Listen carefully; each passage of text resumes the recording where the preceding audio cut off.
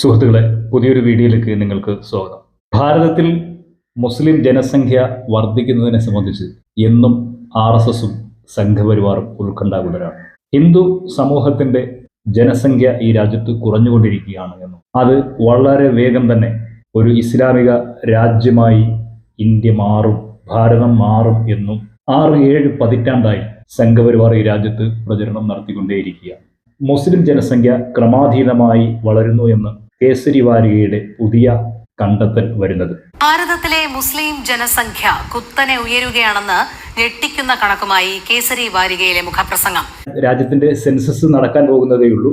ഇപ്പോൾ ലഭിക്കുന്ന പ്രാഥമിക വിവരങ്ങളുടെ അടിസ്ഥാനത്തിൽ 2028 മാത്രമേ സെൻസസ് പൂർത്തിയാവുകയുള്ളൂ എന്നാണ് പറയുന്നത്. എന്നാൽ അതിനു മുമ്പ് തന്നെ രാജ്യത്ത് സംഘപരിവാറിന്റെ മീഡിയകൾ, ഓരോ മീഡിയകളും, സോഷ്യൽ മീഡിയ പ്ലാറ്റ്ഫോമുകളും അവരുടെ ചർച്ചാവേദികളും സമ്മേളനങ്ങളും യോഗങ്ങളും കോർ കമ്മിറ്റികളും എല്ലാം മുസ്ലിം ജനസംഖ്യയുടെ അതിഭീകരമായ കണക്കുകൾ അവതരിപ്പിച്ചുകൊണ്ടിരിക്കുകയാണ്. വളരെ വേഗം മുസ്ലിങ്ങൾ പെറ്റുപെരുകി ഈ രാജ്യം ഒരു ഇസ്ലാമിക രാജ്യമായി തീരുമെന്ന ആശങ്ക അവരെ വല്ലാതെ വേവലാതിപ്പെടുത്തും. ഭാരതത്തിൽ ഹിന്ദു ഭൂരിപക്ഷം ഇനി എത്ര നാൾ എന്നൊരു വലിയ ചോദ്യം ചോദിച്ചുകൊണ്ടാണ് ഈ ലേഖനം തുടങ്ങുന്നത്. ഇന്ത്യ ഒരു ജനാധിപത്യ രാജ്യമാണ്. ഈ രാജ്യത്ത് ഏതെങ്കിലും ജനവിഭാഗങ്ങളുടെ മതമോ ജാതിയോ വളരുന്നത് കൊണ്ടോ ക്ഷയിക്കുന്നത് കൊണ്ടോ എന്താണ് സംഭവിക്കാൻ പോവുക? ഈ ചോദ്യത്തെ എല്ലാം മാറ്റി നിർത്തിക്കൊണ്ട് സംഘപരിവാർ ജനാധിപത്യത്തെയും ഭരണഘടനയെയും മാറ്റിവെച്ചുകൊണ്ട് പൗരന്മാർക്കിടയിൽ വിഭാഗീയതയും വിധ്വംസക പ്രവർത്തനവും സൃഷ്ടിക്കുന്നതിന്റെ ഭാഗമായി ഗൂഢാലോചനകൾ നടത്തുന്നതിന്റെ ഭാഗമാണ് ഈ ജനസംഖ്യ വർധനവ് എന്നുള്ള അവരുടെ നിരന്തരമായ പ്രചരണമെന്ന് നമുക്ക് കാണാം. അതിന്റെ തെളിവുകൾ ഇപ്പോൾ വന്നുകൊണ്ടിരിക്കുക. ഇനി സെൻസസ് നടക്കേണ്ട 2031 പക്ഷെ അതിന് മുമ്പ് തന്നെ ഒരു സെൻസസ് നടത്തുന്നത് മണ്ഡല പുനർനിർണയം നടത്താൻ വേണ്ടിയിട്ടാണ്. ഈ മണ്ഡല പുനർനിർണയം നടത്തുമ്പോൾ അതിന്റെ ചർച്ചകൾ നിങ്ങളുടെയൊക്കെ ശ്രദ്ധയിൽപ്പെട്ടിട്ടുണ്ടാവും. തമിഴ്നാട് മുഖ്യമന്ത്രിയും തമിഴ്നാട് DMKയും തമിഴ്നാട്ടിലെ പാർട്ടികളും തമിഴ്നാട് സർക്കാരും ഒക്കെ തന്നെ മണ്ഡല പുനർനിർണയത്തെ ശക്തമായി എതിർക്കുകയും ദക്ഷിണേന്ത്യ സംസ്ഥാനങ്ങൾ ഉൾപ്പെടുത്തി മീറ്റിംഗ് വിളിക്കുകയൊക്കെ ചെയ്തിട്ടുള്ള സംഭവങ്ങൾ നിങ്ങളുടെ ശ്രദ്ധയിൽ വന്നിട്ടുണ്ടാവും.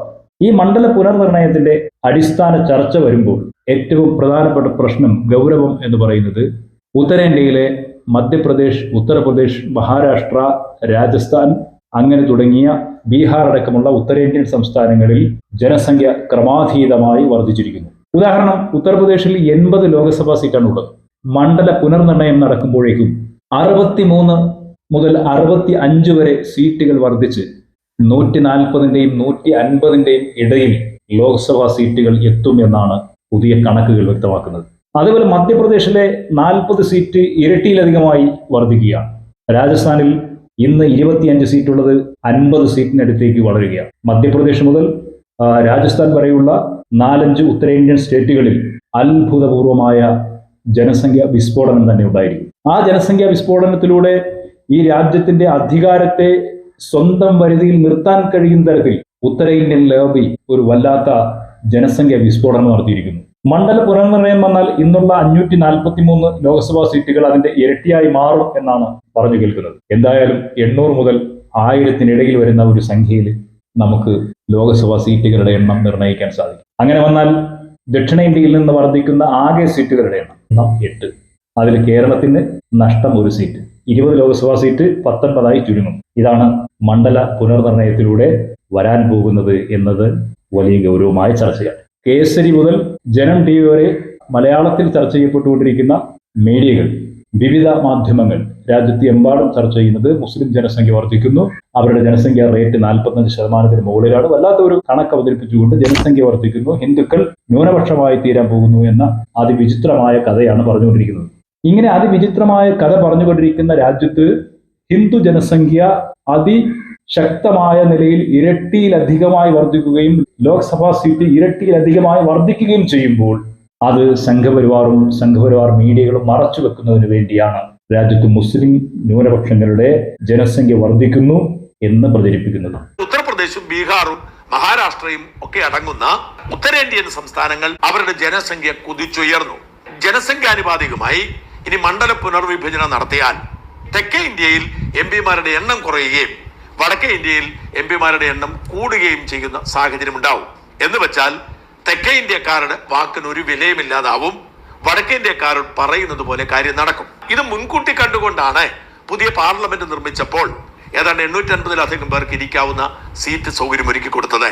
മുസ്ലിം ജനസംഖ്യ വർദ്ധിപ്പിച്ചുകൊണ്ട് ഈ രാജ്യം ഇസ്ലാമിക രാജ്യമാക്കി മാറ്റാൻ പോകുന്നു എന്ന പ്രചരണത്തിലൂടെ ഹിന്ദു ജനസംഖ്യ വർദ്ധിപ്പിക്കുന്നതിന് വേണ്ടിയുള്ള ഇന്റേണലായ പ്രവർത്തനങ്ങൾ കഴിഞ്ഞ കാലഘട്ടങ്ങളിൽ മുഴുവൻ ആസൂത്രിതമായി RSS നടപ്പാക്കുകയായിരുന്നു. മറുനാടൻ മലയാളി അടക്കമുള്ള കേരളത്തിലെ യൂട്യൂബർമാരും അതുപോലെ തന്നെ സംഘപരിവാർ മീഡിയകളും പ്രചരിപ്പിക്കുന്നത് മലപ്പുറത്ത് ജനസംഖ്യ വർദ്ധിക്കുന്നു എന്നാണ്. എന്നാൽ 80 ലോക്സഭാ സീറ്റുള്ള ഉത്തർപ്രദേശിൽ അത് 150-നടുത്ത് ലോക്സഭാ സീറ്റാകാൻ പോകുന്നു. മണ്ഡല പുനർനിർണയത്തിലൂടെ അത്രയധികം ജനസംഖ്യ ഉത്തർപ്രദേശിൽ വളർന്നിരിക്കുന്നു. ഓരോ ജില്ലകളുടെയും കണക്കെടുത്തുകൊണ്ട് അത് ഹിന്ദുക്കളുടെ ജനസംഖ്യയാണ് വർദ്ധിച്ചതെന്നും ആ ജില്ലകളിൽ ഹിന്ദുക്കൾ ആസൂത്രിതമായി ജനസംഖ്യ വളർത്തിയതാണ് എന്നുള്ള ചർച്ച സംഘടിപ്പിക്കാൻ ഈ രാജ്യത്ത് അവരുടെ മാധ്യമ ധർമ്മങ്ങൾക്ക് കഴിയുന്നില്ല. അല്ലെങ്കിൽ അതിനെയൊക്കെ അടച്ചു വെച്ചുകൊണ്ട് മുസ്ലിം സമൂഹത്തിന് നേരെ പഴിചാരുകയാണ്. ഉത്തർപ്രദേശിലെ ഇപ്പോഴത്തെ 80 സീറ്റ് 143 മാറുമത്രേ. എന്ന് വെച്ചാൽ 63 MP കൂടി ഉത്തർപ്രദേശിനെ നിയോഗിക്കാം. ബീഹാറിലെ ഇപ്പോഴത്തെ 40 സീറ്റ് ഏതാണ്ട് 70 സീറ്റായി മാറുമത്രേ. മഹാരാഷ്ട്രയിലെ 48 സീറ്റ് 68 സീറ്റായി മാറുമത്രേ. എന്ന് വെച്ചാൽ ഉത്തർപ്രദേശിലും മഹാരാഷ്ട്രയിലും ബീഹാറിലും ഒരു പാർട്ടി ജയിച്ചാൽ ആ പാർട്ടിക്ക് ബാക്കി എല്ലാ സംസ്ഥാനത്തും ഭൂരിപക്ഷം കുറവാണെങ്കിലും രാജ്യം ഭരിക്കാം. മാറ്റം വളരെ വിചിത്രമാണ്. RSS ഈ രാജ്യത്ത് നടത്തുന്ന ഓരോ ചർച്ചകളും എടുത്ത് മുന്നിൽ വെച്ചാൽ അവർ മുന്നോട്ട് വെക്കുന്ന വിഷയത്തിന് എതിരായ വലിയൊരു പ്രവർത്തനം ഈ രാജ്യത്ത് ആസൂത്രിതമായി താഴെ തട്ട് വരെ RSS നടപ്പാക്കുന്നുണ്ട് എന്ന് നാം കരുതേണ്ടതുണ്ട്. ലവ് ജിഹാദ് എന്ന ഒരു പ്രൊപ്പഗണ്ട ഈ രാജ്യത്ത് പറയുമ്പോൾ RSS തന്നെ ന്യൂനപക്ഷ ജനവിഭാഗങ്ങളെ, മുസ്ലിം സമൂഹത്തിലെ പെൺകുട്ടികളെ ആസൂത്രിതമായി മതം മാറ്റുന്നതിന് വേണ്ടിയുള്ള പ്രണയ നാടകങ്ങൾ ഈ രാജ്യത്ത് ഒരുക്കിക്കൊണ്ടിരിക്കുകയാണ്. അതിനുവേണ്ടിയുള്ള ഗർവാപ്പസി കേന്ദ്രങ്ങൾ നിരവധി രാജ്യത്തിന്റെ ഓരോ ജില്ലകളിലും ഓരോ താലൂക്കുകളിലും സംഘടിപ്പിച്ചുകൊണ്ടിരിക്കുക. ആ ഹിന്ദുക്കളുടെ ആരാധനാലയങ്ങൾ തകർത്താണ് ഒരു കാലത്ത് മുസ്ലിങ്ങൾ മസ്ജിദുകൾ നിർമ്മിച്ചത് എന്ന് പറയുന്ന ഹിന്ദുത്വവാദികൾ ഇന്ന് രാജ്യത്തെമ്പാടുമുള്ള മസ്ജിദുകൾ തകർത്തുകൊണ്ടിരിക്കുകയാണ്. എന്നിട്ട് അവിടെ ക്ഷേത്രം നിർമ്മിച്ചുകൊണ്ടിരിക്കും. വഖഫ് ഭൂമി പിടിച്ചെടുക്കുന്നു, അവിടെ ക്ഷേത്രം നിർമ്മിക്കാൻ പോകുന്നു. രാജ്യത്ത് ആസൂത്രിതമായി മുസ്ലിങ്ങൾ ജനസംഖ്യ വിസ്ഫോടനം നടത്തുകയാണ് എന്ന് അങ്ങനെ ആരോപിച്ചുകൊണ്ട് കലാപങ്ങൾക്ക് വേണ്ടി കോപ്പ് കൂട്ടിക്കൊണ്ടിരിക്കുന്ന RSS കഴിഞ്ഞ 10-40-ലധികം വർഷമായി രാജ്യത്ത് ആസൂത്രിതമായി ഹിന്ദു ജനസംഖ്യ വളർത്തുന്നതിന് വേണ്ടിയുള്ള വ്യവസ്ഥാപിതമായ പ്രവർത്തനങ്ങൾ നടപ്പാക്കിക്കൊണ്ട് വർഗീയവൽക്കരണത്തിലൂടെ രാജ്യത്തിന്റെ അധികാരം സ്വന്തമായി നിലനിർത്താൻ വേണ്ടിയുള്ള ഇടപെടലുകളിലേക്ക് പോയിക്കൊണ്ടിരിക്കും. മുസ്ലിം ജനസംഖ്യ ഈ 2% വർദ്ധിച്ചു, 3% വർദ്ധിച്ചു എന്ന് പറയുകയും ഹിന്ദു ജനസംഖ്യ 80% ഉണ്ടായിരുന്നത് 1% കുറഞ്ഞ് 79% എന്ന് പറയുകയും ചെയ്യുന്ന ഇതേ RSSകാരും ഇതേ മീഡിയക്കാരും ഇതേ ആളുകളും ഈ രാജ്യത്തുള്ളപ്പോൾ ഉത്തർപ്രദേശിലും മധ്യപ്രദേശിലും രാജസ്ഥാനിലും ബീഹാറിലും അടക്കമുള്ള സംസ്ഥാനങ്ങളിൽ ഹിന്ദു ജനസംഖ്യ ഇങ്ങനെ വിസ്ഫോടനാത്മകമായ നിലയിലേക്ക് വളർന്നത് ലോക്സഭാ സീറ്റിന്റെ എണ്ണം ഇരട്ടിയിലധികമാകുമ്പോൾ അതിൽ എല്ലാവരും എടുത്തു പറയുന്ന ഒരു ജില്ലയുടെ പേര് മലപ്പുറമാണ്. മറ്റൊരു കാര്യം കൂടി പരിഗണിക്കണം. കേരളത്തിലെ ജനസംഖ്യ കണക്കെടുത്ത് നോക്കുക. മലപ്പുറത്താണ് കേരളത്തിലെ ജനസംഖ്യയുടെ 13%. മലപ്പുറത്ത് ഇപ്പോൾ തന്നെ 3 പാർലമെന്റ് മണ്ഡലങ്ങളുണ്ട്. മലപ്പുറത്തിന്റെ അകത്ത് 2 ഉള്ളൂ. വയനാട് മണ്ഡലത്തിലെ ഭൂരിപക്ഷം വോട്ടർമാരും മലപ്പുറത്തെയാണ്. മലപ്പുറത്ത് കേരള ജനസംഖ്യയുടെ 13% ഉണ്ട്. അതുകൊണ്ട് തന്നെ മലപ്പുറത്ത് കൂടുകയോ അല്ലെങ്കിൽ കുറയാതിരിക്കുകയോ ചെയ്യാം. മലപ്പുറത്ത് മുസ്ലിം ജനസംഖ്യ കുറയുന്നില്ല, അതുകൊണ്ട് അവിടുത്തെ 2 ലോക്സഭാ സീറ്റ് കുറയുന്നില്ല.